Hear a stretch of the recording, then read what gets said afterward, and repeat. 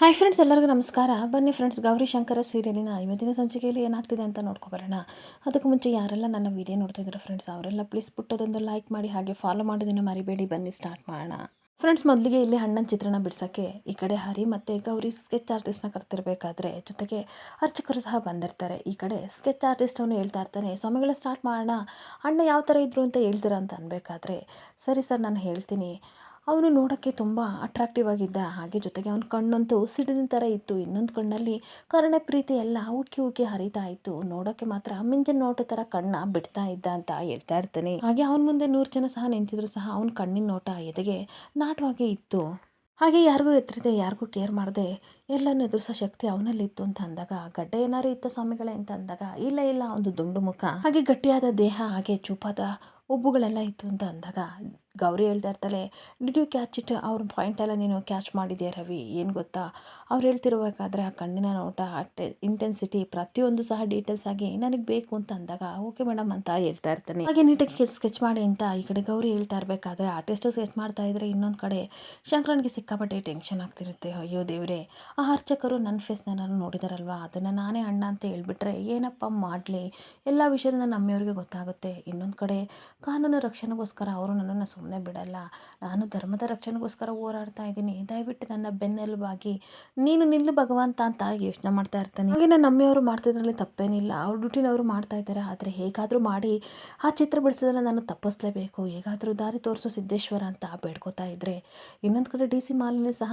Sketch artist ಅಣ್ಣನ ಚಿತ್ರನ ಯಾವ ರೀತಿ ಬಿಡಿಸ್ಬೋದು ಅಂತ ನೋಡಕ್ಕೆ ಬರ್ತಾ ಇರ್ತಾಳೆ. ಹಾಗೆ ಡಿ ಸಿ ಮಾಲಿನಿ ಬಂದ್ಬಿಟ್ಟು, ಸ್ಮಾರ್ಟ್ ಮೂವ್ ಗೌರಿ, ನೀನು ಒಳ್ಳೆ ಕೆಲಸ ಮಾಡಿದ್ಯಾ, ಸ್ಕೆಚ್ ಆರ್ಟಿಸ್ಟ್ನ ಕಲಿಸಿ ಒಳ್ಳೆ ಕೆಲಸ ಮಾಡಿದ್ಯಾ. ಇಷ್ಟು ದಿನ ಈ ಡಿಪಾರ್ಟ್ಮೆಂಟ್ಗೆಲ್ಲ ಚಲ್ಲೆ ಹಣ್ಣು ತಿನ್ನಿಸಿದ್ದ ಈ ಅಣ್ಣ ಯಾರು ಅನ್ನೋದು ಇದ್ರ ಮೂಲಕನಾದರೂ ನಾವೆಲ್ಲ ನೋಡ್ಬೋದು ಅಂತ ಹೇಳ್ತಾ ಇರ್ತಾರೆ. ಹಾಗೆ ಗೌರಿ ಸಹ ಹೇಳ್ತಾ ಇರ್ತಾಳೆ, ಥ್ಯಾಂಕ್ ಯು ಮಾಲಿನಿ ಮೇಡಮ್. ಏನಂತ ಅಂದರೆ, ನಾವು ಇಡೀ ಟೀಮೆಲ್ಲ ಕಷ್ಟಪಟ್ಟು ಇಷ್ಟು ದಿನ ಕೆಲಸ ಮಾಡಿದಕ್ಕೂ ಇವಾಗ ಒಂದು ಒಳ್ಳೆ ರಿಸಲ್ಟ್ ಸಿಗ್ತಾ ಇದೆ ಅಂತ ಹೇಳ್ತಾ ಇರ್ತಾಳೆ. ಹಾಗೆ ತನ್ನ ಮನಸ್ಸಲ್ಲಿ ಡಿ ಸಿ ಮಾಲಿನಿ ಯೋಚನೆ ಮಾಡ್ತಾ ಇರ್ತಾಳೆ, ಅಲ್ಲ ಇಲ್ಲಿ ಏನು ನಡೀತಾ ಇದೆ, ನನಗಿನ್ನ ಮುಂಚೆ ಅಣ್ಣನ ಈ ಗೌರಿನ ಹಿಡಿತಿದ್ದಾರಲ್ಲ, ಖಂಡಿತ ಈ ರೀತಿ ಆಗಬಾರ್ದು, ನನ್ನೊಬ್ಬನ ನಾನು ಕಳ್ಕೊಬಾರ್ದು, ಇವಳಿಗಿನ್ನ ಮುಂಚೆ ನಾನೇ ಅಣ್ಣನ ಹಿಡಿಬೇಕು ಅಂತ. ಹಾಗೆ ನನ್ನ ಕಡೆ ಶಂಕರ ನೋಡ್ಕೊಂಡು ಕೂತಿರ್ಬೇಕಾದ್ರೆ ಅಲ್ಲೇ ಒಬ್ಬ ಕಾನ್ಸ್ಟೇಬಲ್ ಬಂದು ಕೂತ್ಕೊಂಡು, ಶಂಕರಣ್ಣ ಹೇಗಿದೆಯಾ ಅಂತ ಮಾತಾಡಿಸ್ಬೇಕಾದ್ರೆ, ಚೆನ್ನಾಗಿದ್ದೀನಿ ಅಂತ ಹೇಳ್ತಾ ಇರ್ತಾನೆ. ಏನು ಮೇಡಮ್ ಊಟ ತಗೊಬಂದಿದ್ದ, ಆರಾಮಾಗಿ ಟೀ ಕುಡಿತಿದ್ಯಾ? ಇನ್ನೊಂದು ವಿಷಯ ಗೊತ್ತಾ, ಅಂತೂ ಇಂತೂ ಇವತ್ತು ಹಣ್ಣ ಲಾಕ್ ಆಗೋ ಟೈಮ್ ಬಂದೇ ಬಿಡ್ತು ಅಂತ ಅಂದಾಗ ಅವನಿಗೆ ಸಿಕ್ಕಾಪಟ್ಟೆ ಟೆನ್ಷನ್ ಆಗ್ತಿರುತ್ತೆ. ಅಷ್ಟೊತ್ತಿಗೆ ಕಾನ್ಸ್ಟೇಬಲ್ ಹೆಂಡತಿ ಕಾಲ್ ಮಾಡ್ತಿರ್ಬೇಕಾದ್ರೆ, ಇವಳೊಬ್ಳು ಕಾಲ್ ಮಾಡ್ತಿದ್ದಾಳೆ ಅಂತ ಮಾತಾಡೋಕೆ ಹೋಗ್ತಿರ್ಬೇಕಾದ್ರೆ, ಇನ್ನೊಂದು ಕಡೆ ಪೊಲೀಸು ಆಫೀಸ್ ಫೋನ್ನ ಅಲ್ಲೇ ಬಿಟ್ಟು ಹೊರಟೋಗ್ತಾ ಇರ್ತಾನೆ. ಇವರೇ ನಿಮ್ಮ ಫೋನು ಅಂತ ಅನ್ಬೇಕಾದ್ರೆ ಅದನ್ನು ನೋಡಿಕೊಂಡು ಏನೋ ಸ್ಕೆಚ್ ಆಗ್ತಾ ಇರ್ತಾನೆ. ಹಾಗೆ ಒಂದು ಕಡೆ ಪಾರ್ವತಿ ದೇವಸ್ಥಾನಕ್ಕೆ ಹೋಗಿ ಬರ್ತಾನೆ ಅಂತ ಬಂದ್ಬಿಟ್ಟು ವಿಜಿಗಿಂತ ಹೋಗ್ತಾ ಇರ್ತಾಳೆ. ಹೇಳಿ ಪಾರ್ವತಿ ಅವರೇ, ಎಲ್ಲಿಗೆ ಹೋಗ್ತಿದ್ದೀರಾ ಅಂತ ಅಂದಾಗ, ಸ್ವಲ್ಪ ದೇವಸ್ಥಾನಕ್ಕೆ ಹೋಗಿ ಬರ್ತೀನಿ ಅಂತ ಅಂದಾಗ, ಏನು ವಿಶೇಷವಾದ ದಿನ ಇವತ್ತೇನಿದೆ ಅಂತ ಅಂದಾಗ, ಏನಿಲ್ಲ ನೀನೊಂದು ವಿಷಯ ಹೇಳ್ದಲ್ಲ ಅದ್ರ ಬಗ್ಗೆ ತಲೆ ಕೆಟ್ಟಿದೆ, ಸ್ವಲ್ಪ ಸಮಾಧಾನ ಸಿಗಲಿ ಅಂತ ಟೆಂಪಲ್ಗೆ ಹೋಗ್ತಿದ್ದೀನಿ ಅಂತ ಅಂದಾಗ, ನಾನೇನು ಹೇಳಿದೆ ಅಂತ ಅಂದಾಗ, ಅದೇ ಭೂವಿ ವಿಚಾರ ಹೇಳ್ದಲ್ಲ, ನನ್ನ ಮಗ ಶಂಕರ ಹೆಂಡತಿ ಮಕ್ಕಳಿಗೋಸ್ಕರ ಪ್ರಾಣನೇ ಕೊಡ್ತಾನೆ ಅಂಥದ್ದನು ಯಾಕೆ ಒಂದು ಗಾಡಿ ಕೆಟ್ಟೋಯ್ತು ಅನ್ನೋ ವಿಷಯಕ್ಕೋಸ್ಕರ ತನ್ನ ಮಗಳು ಸ್ಕೂಲಲ್ಲಿ ಪೇರೆಂಟ್ಸ್ ಮೀಟಿಂಗ್ ಹೋಗ್ಲಿಲ್ವಲ್ಲ, ಅದೇ ನನಗೆ ದೊಡ್ಡ ಟೆನ್ಷನ್ ಆಗಿದೆ ಅಂತ ಅಂದಾಗ, ಇಲ್ಲೇನೋ ಸಮಸ್ಯೆ ಇದೆ ಆದರೆ ನಮಗೆ ಗೊತ್ತಾಗ್ತಿಲ್ಲ ಅಂತ ವಿಜಯ್ ಹೇಳ್ತಾ ಇರ್ತಾಳೆ. ಹೌದು ಕಣವ, ಅದೇನಾರ ಆಗಲಿ, ನನಗಂತೂ ಸಿಕ್ಕಾಬಟ್ಟೆ ಬೇಜಾರಾಗಿದೆ, ನಾನು ದೇವಸ್ಥಾನಕ್ಕೆ ಹೋಗಿ ಬರ್ತೀನಿ, ಸ್ವಲ್ಪ ಸಮಾಧಾನ ಆದರೂ ಸಿಗುತ್ತೆ ಅಂತ ಅಂದಾಗ, ಆಯಿತು ಹೋಗ್ಬಿಟ್ಟು ಬನ್ನಿ, ಎಲ್ಲ ಒಳ್ಳೆಯದಾಗಲಿ. ನಾನು ಇತ್ತೀಚೆಗೆ ಶಂಕರನ ಅಬ್ಸರ್ವ್ ಮಾಡ್ತಿದ್ದೀನಿ, ಯಾಕೋ ಅವ್ರ ಮುಖದಲ್ಲಿ ನಗುನೂ ಇಲ್ಲ, ಹಾಗೆ ತುಂಬ ದಿನ ಡೀಪಾಗಿ ಏನೋ ಗಾಢವಾಗಿ ಯೋಚನೆ ಮಾಡ್ತಿರೋ ಅನ್ನೋ ರೀತಿ ಮುಖದಲ್ಲಿ ಎಕ್ಸ್ಪ್ರೆಷನು ಆ ಥರ ಇರುತ್ತೆ, ನಾನು ಅದನ್ನೆಲ್ಲ ಒಬ್ಸರ್ವ್ ಮಾಡಿದ್ದೀನಿ ಅಂತ. ಮತ್ತು ಈ ಕಡೆ ವಿಜಯ್ ಹೇಳ್ತಿರ್ಬೇಕಾದ್ರೆ, ಅದೇನೇ ಆಗಲಿ ಎಲ್ಲ ಒಳ್ಳೇದಾಗಲಿ ಅಂತ ದೇವ್ರ ಹತ್ರ ಕೇಳ್ಕೊಬರ್ತೀನಿ ಅಂತ ದೇವಸ್ಥಾನಕ್ಕೆ ಪಾರ್ವತಿ ಹೊರಟೋಗ್ತಾ ಇರ್ತಾಳೆ. ಇನ್ನೊಂದು ಕಡೆ ಸ್ಕೆಚ್ ಆರ್ಟಿಸ್ಟ್ ಮಾಡೋರು ಅವ್ರ ಮುಖದಲ್ಲಿ ಏನಾದರೂ ಮಾರ್ಕ್ ಇತ್ತು ಅಂತಂದಾಗ, ಖಂಡಿತ ಆ ರೀತಿ ಇರಲಿಲ್ಲ. ಅವ್ರ ಮುಖದಲ್ಲಿ ಮಂದಹಾಸ ಇತ್ತು, ತೇಜಸ್ಸಿತ್ತು, ಕಣ್ಣಲ್ಲಂತೂ ಸಿಕ್ಕಾಪಟ್ಟೆ ಪಳಪಳ ಅಂತ ಹೊಳೆಯೋ ತೇಜಸ್ಸಿತ್ತು ಅಂತ ಅರ್ಚಕರಿಗೆ ಅಣ್ಣ ವಾಕಿಂಗ್ ಟಾಕಿಂಗ್ ಪೊಲೀಸ್ ಫೋನ್ ತಗೊಬಿಟ್ಟು ಒಂದು ಸ್ತೋತ್ರನ ಹೇಳ್ತಾ ಇರ್ತಾನೆ. ಆ ಸ್ತೋತ್ರ ಯಾರಿಗೂ ಅರ್ಥ ಆಗಲ್ಲ, ಆದರೆ ಅರ್ಚಕರಿಗೆ ಮಾತ್ರ ಕ್ಲಿಯರಾಗಿ ಅರ್ಥ ಆಗ್ಬಿಟ್ಟು ತಲೆನ ಅಲ್ಲಾಡಿಸ್ತಿರ್ತಾರೆ. ಅಷ್ಟೊತ್ತಿಗೆ ಡಿ ಸಿ ಮಾಲಿನಿ ಹಾಗೆ ಗೌರಿ ಹೇಳ್ತಾ ಇರ್ತಾರೆ, ಇದೇನಿದು ಪೊಲೀಸ್ ಕಮ್ಯುನಿಕೇಷನ್ ಫೋನಲ್ಲೆಲ್ಲ ಈ ಥರ ಸ್ತೋತ್ರ ಬರ್ತಿದೆಯಲ್ಲ, ಏನಿದು ಸರಿಯಾಗಿ ಚೆಕ್ ಮಾಡು ಅರೆ ಅಂತ ಅಂದಾಗ, ನಿನಗೆ ಕಾಮನ್ ಸೆನ್ಸ್ ಇಲ್ವಾ, ಇದನ್ನೆಲ್ಲ ಸರಿಯಾಗಿ ಚೆಕ್ ಮಾಡಬೇಕು, ಇದೇನಿದು ಸ್ತೋತ್ರ ಎಲ್ಲ ಬರ್ತಿದೆ ಅಂತ ಡಿ ಸಿ ಮಾಲಿನಿ ಹರಿಗೆ ಬೈತಾ ಇರ್ತಾಳೆ. ಹಾಗೆ ಮತ್ತೆ ಇನ್ಸ್ಪೆಕ್ಟರ್ ಯಾರೇ ಚೆಕ್ ಮಾಡೋಕ್ಕೆ ಅಂತ ಹೋಗ್ತಿರ್ಬೇಕಾದ್ರೆ ಮತ್ತಷ್ಟು ಸೂತ್ರನ ಹೇಳ್ತಾ ಇರಬೇಕಾದ್ರೆ ಅರ್ಚಕರಿಗೆ ಫುಲ್ಲು ಕ್ಲಿಯರಾಗಿ ಕ್ಲಾರಿಟಿ ಸಿಗುತ್ತೆ, ಇವ್ರು ಯಾರಿಗೂ ಅರ್ಥ ಆಗಬಾರ್ದು ಅಂತ ಸಂಸ್ಕೃತದಲ್ಲಿ ನನಗೆ ಸಂದೇಶನ ಅಣ್ಣ ಕಳಿಸಿದ್ದಾರೆ ಅಂತ ಅರ್ಥ ಮಾಡ್ಕೋತಾ ಇರ್ತಾರೆ. ಅಷ್ಟೊತ್ತಿಗೆ ಕಾನ್ಸ್ಟೇಬಲ್ ಬಂದಾಗ, ಮನೆಯವ್ರು ಫೋನ್ ಮಾಡಿದ್ರು ಅದಕ್ಕೆ ಮಾತಾಡ್ತಿದ್ದೆ ಶಂಕರಣ್ಣ ಅಂತ ಅಂದಾಗ, ಒಳ್ಳೇದಾಗಲಿ ಅಂತ ಅಂದ್ಬಿಟ್ಟು, ಸುಮಕ್ಕ ಒಂದು ಟೀ ಕೊಡು, ಹಾಗೆ ಒಂದು ನನ್ನ ಕಡೆಯಿಂದ ಒಂದು ಬೆಣ್ಣೆ ಬಿಸ್ಕೆಟ್ ಕೊಡು ಸರ್ಗೆ ಅಂತ ಹೇಳಿ ಶಂಕರ ಅವರೊಳಗೆ ಸಿಕ್ಕಾಪಟ್ಟೆ ಖುಷಿ ಪಡ್ತಾ ಇರ್ತಾನೆ. ಇನ್ನೊಂದು ಕಡೆ ಹರಿ, ಡೋಂಟ್ ವರಿ ಗೌರಿ, ನಾನು ಕ್ರಾಸ್ ಚೆಕ್ ಮಾಡಿದ್ದೀನಿ, ಏನೂ ತೊಂದರೆ ಇಲ್ಲ, ಕಂಟ್ರೋಲ್ ರೂಮಿಂದ ಕಾಲ್ ಬಂದಿತ್ತು, ನಮ್ಮ ಕಡೆ ಇರೋ ಪಿ ಸಿ ಒಬ್ಬರು ದೇವಸ್ಥಾನ ಹತ್ರ ಇದ್ರಂತೆ. ಅಲ್ಲಿರೋ ಸಂಸ್ಕೃತಿ ಸ್ವಲ್ಪ ಇಲ್ಲಿ ಕನೆಕ್ಷನ್ ಆಗಿದೆ ಅಷ್ಟೇ, ಯು ಡೋಂಟ್ ವರಿ ಅಂತ ಹೇಳ್ತಿರ್ಬೇಕಾದ್ರೆ ಗೌರಿ ಸಮಾಧಾನ ಪಡ್ಕೊತಿರ್ತಾಳೆ. ಆದರೆ ಅರ್ಚಕರಿಗೆಲ್ಲ ಕಂಪ್ಲೀಟಾಗಿ ಅರ್ಥ ಆಗಿ ಬೇಕು ಬೇಕು ಅಂತ ಕೃಷ್ಣನ ಚಿತ್ರ ಹೇಳಿದಾಗ ಈ ಕಡೆ ಆರ್ಟಿಸ್ಟ್ ಕೃಷ್ಣನ ಚಿತ್ರನ ಬಿಡಿಸಿರ್ತಾರೆ.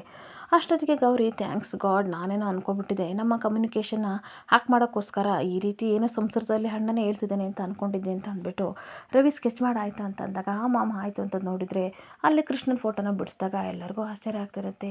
ನಿನ್ನ ಮೈಂಡಿಗೆ ಏನಾಗಿದೆ, ಔಟ್ ಆಫ್ ಮೈಂಡಲ್ಲಿ ನೀನೇನಾದರೂ ಇದೆಯಾ, ಕಾಮನ್ ಸೆನ್ಸ್ ಇಲ್ವಾ ಅಂತ ಗೌರಿ ಬೈತಾ ಇರ್ತಾಳೆ. ಹಾಗೆ ನಾವು ಅಣ್ಣನ ಚಿತ್ರ ಬಿಡಿಸಿ ಅಂತಂದರೆ ದೇವ್ರ ಚಿತ್ರ ಬಿಡಿಸಿದಿರಲ್ಲ, ಅಲ್ಲ ಅರ್ಚಕರೇ ನಿಮ್ಮ ತಲೆಯಲ್ಲಿ ಬುದ್ಧಿ ಇಲ್ವಾ, ನಮ್ಮ ಟೈಮ್ ವೇಸ್ಟ್ ಮಾಡಬೇಕು ಅಂತ ಇಲ್ಲಿವರೆಗೂ ಬಂದಿದ್ದೀರಾ, ನಮ್ಮ ಡಿಪಾರ್ಟ್ಮೆಂಟು ನಾವು ಅಂತಂದರೆ ಅಷ್ಟು ಸಿಲ್ಲಿ ಆಗಿದೆ ನಿಮಗೆ ಅಂತ ಅಂದಾಗ ನೋಡಿ ಅಮ್ಮ ತಪ್ಪು ತಿಳ್ಕೊಬೇಡಿ, ನಾನು ಅವನನ್ನು ಯಾವ ರೀತಿ ನೋಡ್ದೋ ಆ ರೀತಿ ಹೇಳಿದ್ದೀನಿ, ಅದು ಈ ರೀತಿ ಬಂದಿದೆ, ನಾನೇನು ಮಾಡಲಿ ಅಂತ ಅಂದಾಗ ಡಿ ಸಿ ಮಾಲಿನಿ ಇಟ್ಸ್ ಈ ಕಾಲದಲ್ಲೂ ಕೃಷ್ಣ ಅವತಾರ ಎತ್ತಿ ಕಲ್ಕಿ ವಿಷಯದಲ್ಲಿ ಬಂದು ಅಣ್ಣನಾಗಿ ಎಲ್ಲರನ್ನೂ ರಕ್ಷಣೆ ಮಾಡ್ತಿದ್ದಾನ ಅಂತ ಟೀಕೆ ಮಾಡ್ತಾ ಇರ್ತಾಳೆ. ಬೇಕು ಬೇಕು ಅಂತ ಅವ್ರನ್ನ ಸಿಕ್ಕಾಬಟ್ಟೆ ಬೈತಾ ಇರ್ತಾಳೆ. ನಾಚಿಕೆ ಆಗಬೇಕು ನಿಮಗೆ, ಇದ ನಿಮ್ಮ ರಿಸಲ್ಟು, ಏನು ಕೇಳಬೇಡಿ ಅಂತ ಇಂಥ ರಿಸಲ್ಟ್ ಕೊಟ್ಟಿದ್ದೀರಾ ಅಂತ ಬೈದು ಡಿ ಸಿ ಮಾಲಿನಿ ಹೊರಟು ಹೋಗ್ತಾ ಇರ್ತಾಳೆ. ಹಾಗೆ ತನ್ನ ಮನಸ್ಸಲ್ಲಿ ಅರ್ಚಕರು ಹೇಳ್ತಾ ಇರ್ತಾರೆ, ಕ್ಷಮಿಸು ತಾಯಿ, ನೀವು ನ್ಯಾಯ ದಾರಲ್ಲಿದ್ದೀರಾ, ಅಣ್ಣ ಧರ್ಮ ದಾರಲ್ಲಿದ್ದಾರೆ, ಈ ಕ್ಷಣದಲ್ಲಿ ನಾನು ನಿಜ ಹೇಳಿದರೆ ಧರ್ಮ ಸೋಲುತ್ತೆ, ಅದಕ್ಕೋಸ್ಕರ ನಾನು ಇಂಥ ಕೆಲಸ ಮಾಡಿದೆ ಅಂತ ತನ್ನ ಮನಸ್ಸಲ್ಲಿ ಎಲ್ಲರ ಹತ್ರನೂ ಕ್ಷಮೆ ಕೇಳ್ತಾ ಹಾಗೆ ದೇವರೇ ನನ್ನಿಂದ ತಪ್ಪಾಗ್ಬಿಟ್ಟಿದೆ ದಯವಿಟ್ಟು ಕ್ಷಮಿಸು ಅಂತ ಅರ್ಚಕರು ತನ್ನ ಮನಸ್ಸಲ್ಲಿ ಹೇಳ್ಕೊತಾ ಇದ್ರೆ ನನ್ನ ಕಣ್ಣಿಗೆ ಯಾರು ಕಾಣಿಸ್ಬೇಡಿ ಹೊರಟೋಗಿ ಅಂತ ಗೌರಿ ಜೋರಾಗಿ ಕಿರಿದ ತಕ್ಷಣ ಅಲ್ಲಿಂದ ಎಲ್ಲರೂ ಹೊರಟು ಬರ್ತಾ ಇರ್ತಾರೆ.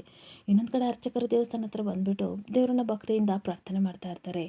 ನಾನೊಬ್ಬ ಅರ್ಚಕನಾಗಿ ತಪ್ಪು ಹೇಳ್ಬಾರ್ದಾಯ್ತು ದೇವರೇ, ಆದರೆ ನಾನು ಇವತ್ತು ಆಡಿದ ಮಾತು ತಪ್ಪು ಅಂತ ನನಗೆ ಅನಿಸ್ತಿಲ್ಲ, ಆದರೆ ಭಯ ಮಾತ್ರ ಕಾಡ್ತಾ ಇದೆ. ಇಡೀ ಪೊಲೀಸ್ ಡಿಪಾರ್ಟ್ಮೆಂಟ್ ಹುಡುಕ್ತಿದ್ರು ಸಹ ಅವನು ಯಾರು ಅನ್ನೋದು ನನಗೆ ಗೊತ್ತಿದ್ರು ನಾನೇನಕ್ಕೆ ಸುಳ್ಳು ಹೇಳಿದೆ ಭಗವಂತ ಅಂತ ದೇವ್ರ ಹತ್ರ ಕ್ವಶನ್ ಮಾಡ್ತಾ ಇರ್ತಾನೆ. ಹಾಗೆ ನಾನೇನಾದರೂ ಒಳ್ಳೆ ಕೆಲಸ ಮಾಡಿದರೆ ಒಂದು ಸೂಚನೆ ಕೊಡು ಭಗವಂತ ಅಂತ ದೇವ್ರ ಹತ್ರ ಕೇಳ್ತಿರ್ಬೇಕಾದ್ರೆ ಅಷ್ಟೊತ್ತಿಗೆ ಶಂಕರ ಬರ್ತಾನೆ. ನೀವು ಮಾಡಿದ್ದು ಒಳ್ಳೆ ಕೆಲಸ ಅಂತ ಅಂದಾಗ ನೀನು ಯಾರಪ್ಪ ಅಂತ ಅಂದಾಗ ಈ ಸಮಾಜನ ಹಾಗೆ ಧರ್ಮ ರಕ್ಷಣೆನ ಕಾಪಾಡ್ತಿರೋ ಒಬ್ಬ ಸೈನಿಕ ನಾನು ಅಂತ ಅಂದಾಗ ಈ ಕಾನೂನು ಹಾಗೆ ಕೋರ್ಟು ಇದ್ರ ಮುಖಾಂತರ ಪ್ರತಿಯೊಂದು ಎಲ್ಲನೂ ಕಂಡುಹಿಡಿತಾರೆ, ನನ್ನ ಕೈಲಿ ಏನಿದೆಯಪ್ಪ ಅಂತ ಹೇಳ್ತಿರ್ಬೇಕಾದ್ರೆ ಅವರೆಲ್ಲ ಈಗ ಕೈ ಕೊಟ್ಕೊಂಡು ಸುಮ್ಮನೆ ಕೂತಿದ್ದಾರೆ ಅರ್ಚಕರೇ. ಆದರೆ ನನ್ನಂತನೊಬ್ಬ ಕಾನೂನಿಗೆ ತುಂಬ ಅವಶ್ಯಕತೆ ಇದೆ, ಧರ್ಮದ ದೀಪ ಹಚ್ಚಬೇಕು ಅಂತ ಅಂದರೆ ನಾವು ಬೆಂಕಿನ ಹಚ್ಚಲೇಬೇಕು ಅಂತ ಅಂದಾಗ ನೀನು ಹೇಳ್ತಾ ಇರೋದು ಹಾಗೆ ಅರ್ಚಕರು ಮತ್ತೆ ಹೇಳ್ತಾ ಇರ್ತಾರೆ, ನೀನೊಬ್ಬ ಸಾಮಾನ್ಯ ಹುಡುಗ ಅಂತ ನಾನು ಅಂದ್ಕೊಂಡಿದ್ದೆ, ಆದರೆ ನಿನ್ನ ಕಣ್ಣಲ್ಲಿ ತುಂಬಾ ತೇಜಸ್ಸಿದೆ ಕಣಪ್ಪ, ನನ್ನ ಮನಸ್ಸು ಹೇಳ್ತಿದೆ ಖಂಡಿತ ಒಳ್ಳೇದಾಗುತ್ತೆ ಅಂತ ಅಂದಾಗ ಬರೀ ಪೂಜೆ ಪುನಸ್ಕಾರಗಳು ಮಾಡೋದು ಧರ್ಮ ಅಲ್ಲ, ಧರ್ಮದ ವಿರುದ್ಧ ಎತ್ತಿಡಿಬೇಕು, ಹಾಗೆ ಅನ್ಯಾಯ ಆಕ್ರೋಶಗಳನ್ನೆಲ್ಲನೂ ಸಹ ಸೆಡೆ ಬಡಿಬೇಕು, ಅದೇ ಅಲ್ವಾ ನಮ್ಮ ಧರ್ಮ ಅಂತ ಹೇಳ್ತಾ ಇರ್ತಾನೆ. ಹಾಗೆ ನನ್ನ ಸ್ವಾರ್ಥಕ್ಕೋಸ್ಕರ ಇಂಥ ಕೆಲಸ ಎಲ್ಲ ಮಾಡ್ತಾ ಇಲ್ಲ ಅರ್ಚಕರೇ, ಸಮಾಜಕ್ಕೋಸ್ಕರ ಮಾಡ್ತಾ ಇದ್ದೀನಿ ಅಂತ ಶಂಕರ ಅರ್ಚಕರ ಹತ್ರ ಹೇಳ್ತಾ ಇರ್ತಾನೆ. ಆದರೆ ಇನ್ನೊಂದು ಕಡೆ ಸಿಕ್ಕಾಬಟ್ಟೆ ಕೋಪ ಮಾಡಿಕೊಂಡು ಗೌರಿ ಒಬ್ಬೊಬ್ಬಳೆ ಕಿರ್ಚಾಡ್ತಾ ಇರ್ತಾಳೆ. ಎಂಥ ಫೇಲ್ಯೂರ್ ಇದು, ನನ್ನ ಲೈಫಲ್ಲೇ ಸಹ ಇಂಥ ನನ್ನ ಕೆರಿಯರಲ್ಲೇ ಸಹ ಇಂಥದ್ದೊಂದು ಫೇಲ್ಯೂರ್ ನಾನು ನೋಡಿರಲಿಲ್ಲ ಅಂತ ಬೈಕೋತಾ ಇರ್ತಾಳೆ. ಹಾಗೆ ಒಬ್ಬ ಲೋಕಲ್ ಕ್ರಿಮಿನಲ್ಲು ನಮ್ಮ ಇಡೀ ಡಿಪಾರ್ಟ್ಮೆಂಟ್ಗೆ ಚೆಳ್ಳೆಯನ್ನು ತಿನ್ನಿಸಿದನಲ್ಲ, ನನಗಂತೂ ಸಿಕ್ಕಾಬಟ್ಟೆ ಶೇಮ್ ಆಗ್ತಿದೆ, ಇನ್ನೇನು ಅಣ್ಣನ ಹುಡುಕ್ಬಿಟ್ವಿ, ಅವನನ್ನು ತಂದು ಅರೆಸ್ಟ್ ಮಾಡಬೇಕಂತ ಎಷ್ಟು ಆಸೆ ಇದೆ. ಏನು ಗೊತ್ತಾ ಒಂದು ವಿಷಯ ಅಂತಂದರೆ ಅಣ್ಣ ಬರೀ ಕ್ರಿಮಿನಲ್ ಮಾತ್ರ ಅಲ್ಲ, ಈಸ್ ವೆರಿ ಜೀನಿಯಸ್ ಅಂತ ಅಂದಾಗ ಮೊದಲೇ ನನಗೆ ಸಿಕ್ಕಾಬಟ್ಟೆ ಕೋಪ ಬಂದಿದೆ, ಅವನನ್ನು ನನ್ನ ಮುಂದೆ ಹೋಗ್ಲು ಬೇಡ ಹರಿ ಅಂತ ಬೈತಾ ಇರ್ತಾಳೆ. ಹಾಗೆ ಅದೇನು ಹೇಳು ಹರಿ ಅಂತ ಅನ್ಬೇಕಾದ್ರೆ ಕಾಮ್ ಡೌನ್, ಕೂಲಾಗಿ ಕೇಳ್ಕೊ, ಏನು ಗೊತ್ತಾ ಆವಾಗಲೇ ವಾಕಿಂಗ್ ಟಾಕಿನ ಒಂದು ಸಂಸ್ಕೃತ ಕೇಳಿಸ್ತಲ್ಲ, ಆವಾಗಲೂ ನನಗೆ ಅನುಮಾನ ಬಂತು, ಅದಕ್ಕೋಸ್ಕರ ಆ ಪಿ.ಸಿನ ಕರೆಸ್ಬಿಟ್ಟು ನಾನು ವಿಚಾರಣೆ ಮಾಡಿದೆ. ಅವಾಗ ಪೊಲೀಸ್ ಹೇಳ್ತಾ ಇದ್ದೆ ನಾನು ಎಲ್ಲೋ ದೇವಸ್ಥಾನಕ್ಕೆ ಹೋಗಿಲ್ಲ ಅಂತ ಅಂದಾಗ ಈ ಕಡೆಗೆ ಅವರಿಗೆ ಸಿಕ್ಕಾಪಟ್ಟೆ ಶಾಕ್ ಆಗ್ತಿರುತ್ತೆ. ಅವರೆಲ್ಲೂ ದೇವಸ್ಥಾನಕ್ಕೆ ಹೋಗಿಲ್ಲ ಅಂತಂದರೆ ಹಾಗಾದ್ರೆ ಸಂಸ್ಕೃತ ಎಲ್ಲಿಂದ ಬಂತು ಅಂತ ಅಂದಾಗ ಅವನು ಒಂದು ಪಕ್ಕದ ಅಂಗಡಿಲಿ ಟೀ ಕುಡಿಯೋಕ್ಕೆ ಅಂತ ಹೋಗಿದ್ದಂತೆ, ಅಲ್ಲಿ ಅದನ್ನು ವಾಕಿಂಗ್ ಟಾಕಿ ಫೋನ್ ಇಟ್ಬಿಟ್ಟು ಹೆಂಡ್ತಿ ಫೋನ್ ಮಾಡಿದ್ದು ಅಂತ ಸ್ವಲ್ಪ ದೂರಲ್ಲಿ ಮಾತಾಡೋಕ್ಕೆ ಹೋಗಿದ್ದಂತೆ. ಅಷ್ಟೊತ್ತಿಗೆ ವಾಕಿ ಟಾಕಿನ ಹ್ಯಾಕ್ ಮಾಡಿ ಯಾರೋ ಈ ರೀತಿ ಮಾಡಿದ್ದಾರೆ. ಅಷ್ಟೇ ಅಲ್ಲದೆ ನಾನು ಆ ವಾಯ್ಸ್ನ ರೆಕಾರ್ಡ್ ಮಾಡಿ ಕಂಟ್ರೋಲ್ ರೂಮಿಗೆ ಅದನ್ನೆಲ್ಲ ಕಳಿಸಿ ರೆಕಾರ್ಡ್ ಎಲ್ಲ ಮಾಡಿಸಿದ್ದೀನಿ. ಹಾಗೆ ರಿಪೋರ್ಟ್ ನೋಡಿ ನನಗೆ ಸಿಕ್ಕಾಪಟ್ಟೆ ಶಾಕ್ ಆಯಿತು ಗೌರಿ, ಅದು ರೆಕಾರ್ಡೆಡ್ ವಾಯ್ಸ್ ಅಂತ ಅಂದಾಗ ಇವಳಿಗಂತೂ ಸಿಕ್ಕಾಪಟ್ಟೆ ಶಾಕ್ ಆಗ್ತಾ ಇರುತ್ತೆ. ಹಾಗೆ ಅಷ್ಟೇ ಅಲ್ಲ ಗೌರಿ, ಇನ್ನೊಂದು ಶಾಕಿಂಗ್ ವಿಷಯ ಏನಂತಂದರೆ ವಾಕಿ ಟಾಕಿಯಲ್ಲಿ ಒಂದು ಶ್ಲೋಕ ಕೇಳಿಸ್ತಲ್ಲ, ಅದು ಅರ್ಥ ಏನು ಗೊತ್ತಾ, ನಾವು ಧರ್ಮನ ರಕ್ಷಿಸಿದ್ರೆ ಧರ್ಮ ನಮ್ಮನ್ನು ರಕ್ಷಿಸ್ತದೆ ಅಂತ ಹೇಳ್ತಿರ್ಬೇಕಾದ್ರೆ ಗೌರಿಗಂತೂ ಸಿಕ್ಕಾಪಟ್ಟೆ ಶಾಕ್ ಆಗ್ತಿರುತ್ತೆ. ಹಾಗೆ ಅರ್ಚಕರು ಶಂಕರನ ಹತ್ರ ಹೇಳ್ತಾ ಇರ್ತಾರೆ, ನಿನ್ನ ಜೀವನದಲ್ಲಿ ಇಷ್ಟೊಂಥರ ಕಹಿ ಘಟನೆ ನಡೆದಿದೆ ಅಂತ ನನಗಂತೂ ಗೊತ್ತಿಲ್ಲ, ನೀನು ಧರ್ಮನ ರಕ್ಷಣೆ ಮಾಡಬೇಕಂತ ಹೋಗ್ತಿದ್ದೀಯಾ, ಅದಕ್ಕೆ ಆ ಭಗವಂತ ನಿನ್ನನ್ನು ಕಾಪಾಡ್ತಾ ಇದ್ದಾನೆ, ನಾವು ಮಾಡೋ ಕೆಲಸ ಬೇರೆಯವ್ರಿಗೆ ಒಳ್ಳೇದಾಗುತ್ತೋ ಅಥವಾ ಅವ್ರು ನಮ್ಮನ್ನು ತಪ್ಪಾಗಿ ತಿಳ್ಕೊತಾರೋ ಅನ್ನೋದ್ರ ಬಗ್ಗೆ ಯೋಚನೆ ಮಾಡಬೇಡ, ನೀನು ಒಳ್ಳೆ ದಾರಲ್ಲಿ ಇದ್ದರೆ ಆ ದೇವರೇ ನಿನ್ನ ಕೈ ಹಿಡಿದು ನಿಲ್ಲಿಸ್ತಾನೆ ಅಂತ ಅರ್ಚಕರು ಹೇಳ್ತಾ ಇರಬೇಕಾದ್ರೆ ನನ್ನ ಸ್ವಾರ್ಥಕ್ಕೋಸ್ಕರ ಇಂಥ ಕೆಲಸ ಎಲ್ಲ ಮಾಡ್ತಾ ಇಲ್ಲ, ಧರ್ಮಕ್ಕೋಸ್ಕರ ಮಾಡ್ತಾ ಇದ್ದೀನಿ. ಒಂದು ಆಲದ ಮರ ದೊಡ್ಡ ಎತ್ತರವಾಗಿ ಬೆಳೆಬೇಕು ಅಂತಂದರೆ ಆ ಬೇರು ಗಟ್ಟಿಯಾಗಿರಬೇಕು, ಅದಕ್ಕೋಸ್ಕರ ಇಂಥ ಕೆಲಸ ಮಾಡ್ತಿದ್ದೀನಿ ಅಂತ ಶಂಕರ ಹೇಳ್ತಾ ಇರ್ತಾನೆ. ಹಾಗೆ ಇಷ್ಟು ಚಿಕ್ಕ ವಯಸ್ಸಿಗೆ ಇಷ್ಟೆಲ್ಲ ತಿಳ್ಕೊಂಡಿದೆಯಲ್ಲ, ನಿನ್ನಂಥವನ್ನ ಎತ್ತಿರೋ ತಾಯಿ ಮಹಾಪುಣ್ಯವಂತೆ ಅಂತ ಅಂದಾಗ ನನ್ನ ತಾಯಿಗೆ ಇದೆಲ್ಲ ಗೊತ್ತಿಲ್ಲ, ಅವಳು ಭಾಳ ಸೂಕ್ಷ್ಮತೆ, ನನ್ನನ್ನು ತುಂಬ ಸೂಕ್ಷ್ಮತೆಯಿಂದ ಬೆಳೆಸಿದಳು ಅರ್ಚಕರೇ. ಹಾಗೆ ಯಾವತ್ತು ಈ ವಿಷಯ ನನ್ನ ತಾಯಿಗೆ ಗೊತ್ತಾಗಬಾರ್ದು ಅಂತ ಅಂದಾಗ ನೀನೇನೋ ಹೇಳ್ತೀಯ, ಆದರೆ ಭಗವಂತನ ವಿಚಾರ ಬೇರೆ ಥರ ಇದ್ದರೆ ಏನಪ್ಪ ಮಾಡ್ತೀಯಾ, ಈ ಸತ್ಯ ಅಂತ ಅನ್ನೋದು ಬೂದಿ ಮುಚ್ಚಿದ ಕೆಂಡ ಥರ ಇರುತ್ತೆ, ಒಂದು ವೇಳೆ ನಿನ್ನ ತಾಯಿಗೆ ನೀನೇ ಅಣ್ಣ ಅನ್ನೋ ಸತ್ಯ ಗೊತ್ತಾಗಬೇಕು ಅಂತ ಇದ್ದರೆ ಏನಪ್ಪ ಮಾಡೋಕ್ಕಾಗುತ್ತೆ ಅಂತ ಹೇಳ್ತಾ ಇರ್ತಾರೆ. ಹಾಗೆ ಏನು ಗೊತ್ತಾ ಅರ್ಥಕರೇ, ಸಮಾಜದ ಘಾತಕರನ್ನ ನಾನು ಎಷ್ಟು ದಿನನ ಚಿಂತೆ ಮಾಡ್ದಲೇ ಮುಗಿಸ್ಬಿಟ್ಟಿದ್ದೀನಿ. ಅದ್ರ ಬಗ್ಗೆ ಪಶ್ಚಾತ್ತಾಪ ಇಲ್ಲ. ಆದರೆ ನನ್ನ ಫ್ಯಾಮಿಲಿಗೆ ಯಾವುದೇ ರೀತಿ ತೊಂದರೆ ಆಗಬಾರ್ದು ಅಂತ ಅಂದಾಗ, ನಿನ್ನ ಕೈಗೆ ರಕ್ತ ಕಲೆದೆ ಅಂಟ್ಕೊಂಡಿದ್ದೀನಿ ಅಂತ ಬೇಜಾರು ಮಾಡ್ಕೋಬೇಡ. ಆ ಭಗವಂತನೇ ನಿನ್ನನ್ನು ಹಾರಿಸ್ಕೊಂಡಿದ್ದಾನೆ ಇವರನ್ನೆಲ್ಲ ದುಷ್ಟ ಸಂಹಾರ ಮಾಡೋಕ್ಕೆ. ದೇವರು ನಿನ್ನನ್ನು ಇಲ್ಲಿಗೆ ಕರೆಸ್ಕೊಂಡಿದ್ದೀನಿ ಅಂತ ನನಗೆ ಅನ್ನಿಸ್ತಿದೆ. ನೀನು ಸಮಾಜ ದೃಷ್ಟಿಯಲ್ಲಿ ನೀನು ಅಪರಾಧಿ ಆಗಿರ್ಬೋದು, ಆದರೆ ಧರ್ಮದ ದೃಷ್ಟಿಯಲ್ಲಿ ಯಾವತ್ತೂ ನೀನು ಒಳ್ಳೆಯವನೇ. ನಿನಗೆ ಆ ದೇವರು ಕಾಪಾಡಲಿ ಅಂತ ಆಶೀರ್ವಾದ ಮಾಡ್ತಾ ಇರ್ತಾರೆ. ಹಾಗೆ ಶಂಕರ ಮತ್ತು ಅರ್ಚಕರು ಮಾತಾಡೋ ವಿಷಯ ಎಲ್ಲನೂ ಸಹ ಈ ಕಡೆ ಪಾರ್ವತಿ ಕೇಳ್ಕೊಂಡು ಬೆಚ್ಚಾಗಿ ಹಾಗೆ ನಿಂತ್ಕೊಬಿಟ್ರೆ, ಶಂಕರ ತನ್ನ ಪಾಡಿ ತಾನು ಹೋಗ್ತಾ ಇರ್ತಾನೆ. ಈ ಕಡೆ ಪಾರ್ವತಿಗೆ ಸಿಕ್ಕಾಪಟ್ಟೆ ದಿಗ್ಲತ್ತಿ, ಅಯ್ಯೋ ಭಗವಂತ, ನಾನು ಇಷ್ಟೊತ್ತು ಕೇಳಿದ್ದು ನಿಜನ, ನನ್ನ ಕೈಲಿ ನಂಬಕ್ಕೆ ಆಗ್ತಾ ಇಲ್ಲ. ಆ ಕತ್ತಿ ಹಿಡಿಯೋ ಅಣ್ಣ ಎಲ್ಲಿ, ಇಷ್ಟು ಸಾಧು ಪ್ರಾಣಿಯಾಗಿರೋ ನನ್ನ ಮಗ ಎಲ್ಲಿ ಅಂತ ಕಣ್ಣೀರಾಗ್ತಾ ಇರ್ತಾನೆ. ಹಾಗೆ ಅಯ್ಯೋ ಶಿವನೇ, ನನ್ನ ಮಗನೇ ಅಣ್ಣನ ವಿಷಯ ಕೇಳಿ ನನಗಂತೂ ತಡ್ಕೊಳಕ್ಕಾಗ್ತಿಲ್ಲ. ಯಾಕೆ ಭಗವಂತ ನನಗೆ ಈ ವಿಷಯನ ಕೇಳುವಾಗ ಮಾಡಿದೆ, ಕೇಳ್ದಲ್ಲೇ ಇದ್ದಿದ್ರೆ ಎಷ್ಟು ಸಂದಾಗಿರ್ತಿತ್ತು. ಇತ್ತ ಕಡೆ ನನ್ನ ಸೊಸೆ ಆಗಲೂ ರಾತ್ರಿ ಕಷ್ಟಪಡ್ತಿದ್ದಾಳೆ, ಏನಪ್ಪ ಮಾಡಲಿ ಅಂತ ಕಣ್ಣೀರು ಹಾಕ್ಕೊಂಡು ದೇವಸ್ಥಾನ ಹತ್ರನ ಹಾಗೆ ಕೂತ್ಕೊಬಿಡ್ತಾಳೆ. ಇಲ್ಲಿಗೆ ಸಂಚಿಕೆ ಎಂಡ್ ಆಗ್ತಿದೆ. Thank you for the watching friend.